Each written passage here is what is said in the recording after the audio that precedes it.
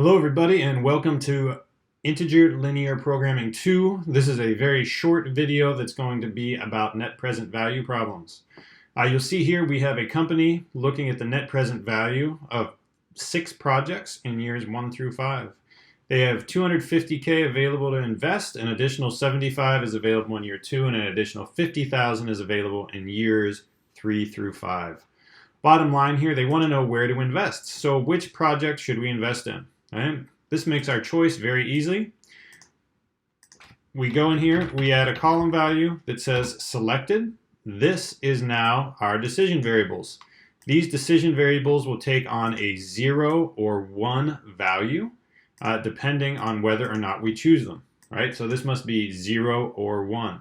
Okay? You have all these things going on here. You have the expected NPV.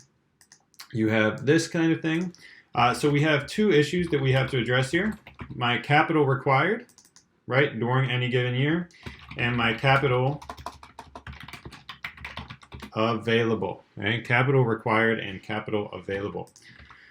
Capital required must be less than or equal to capital available, of course. Okay, so we'll go ahead and center those. My capital available, you'll see I'm going to scale this. So we have 250, 75, 50, 50, 50. This is all in thousands, right? So that first year is 250,000. We are going to give ourselves that nice fill with our beautiful blue border. Okay. And the capital required is also very easy, right? We have a net present value. This is the investment we have to make. So we're going to take the sum product of our 0 and 1, yes or no. We're going to lock that.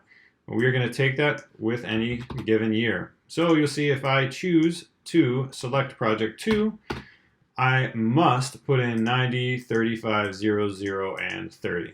Okay? So you'll see exactly how this works out. Okay? Our objective here is to maximize our NPV. Okay? So that the NPV, we're going to just put down here. We'll give this our beautiful double-lined border. And this becomes the sum product of my selected with my NPV. And that is going to be right there. Okay? Very easy problem to model, very straightforward. Okay? This should be very, very straightforward to everybody in this MBA program. We are going to go into Solver, and there's only one new thing you have to see here. We want to maximize our MPV, of course, by changing these cells such that the capital required is less than or equal to my capital available. And the new thing, my variable cells, my decision cells, are binary, meaning they can only be 0 or 1. We're going to put this in simplex, and we are going to say solve.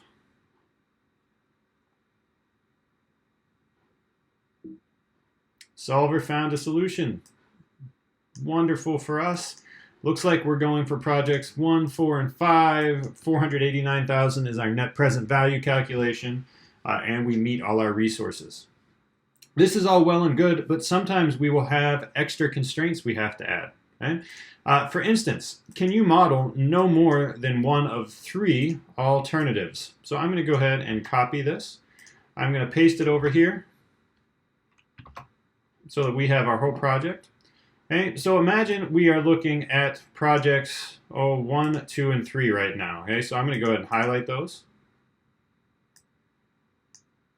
So if you look at projects 1, 2, and 3, no more than one of 3 alternatives. So we'll add a thing in here. No more than one of projects 1, 2, 3.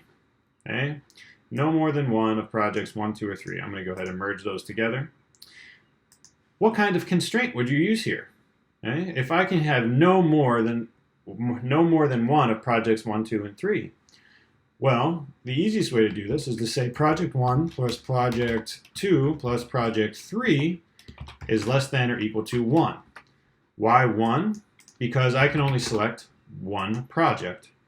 This adds up the value in here. Right? So in Excel formulas, we would just sum these up. very quickly. That becomes my left-hand side and my right-hand side, and we are in generally good shape there. What if I tweak that just a little bit, and instead of no more than one of projects 1, 2, and 3, I'd say exactly one of projects 1, 2, and 3. Well, to be honest with you, that's just as easy. We're going to take this formula. This is still going to be 1. We're going to make sure we're on the same one, but now we're going to change this to an equality constraint because we have to choose one. No more than 1. We have to choose 1. Now here's a trickier one for you. Select 4 only if you select project 5, right? So select number 4 only if you select 5. Now this one's a little bit trickier. So what I like to do is draw a little chart. You'll see we have 2 options here. It can be for projects 4 and 5, we can either have value of 1 or 0. So what I'd normally do is go like this: project 4, project 5. They can both be 0, 0 and 1, 1 and 0, or 1 and 1. Okay, so we have a lot of options here. Now the question becomes, which one of these are good? Cannot select project 4, okay, so unless you select project 5. So I can only select project 4 if I select project 5. So we'll see here that we have 2 options that fit that. Okay, I can only select project 4 if I select project 5. Does that mean I have to select project 4? No, but it means that I can, right? So in any case, project 4, right here, must be less than or equal to project 5. And that's how we get our constraint here. And you can do this, right? So you can look here and say, well, less than or equal to, is this good?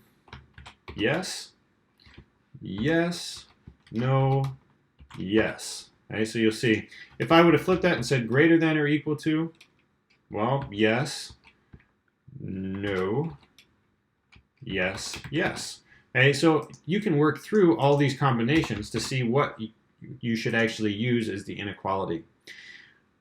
The point to all this is that when you're doing binary variables and integer linear programs, you can have some pretty complex constraints that are governed just by pure Boolean logic that you can work out in terms of truth tables, which is what these are. So you'll see you have lots of options here. Do remember, you can mix integer and binary constraints as well. So we are not restricted to just having one type in a problem. You can have integer variables, binary variables, and continuous variables all in the same problem. They don't all have to be the same.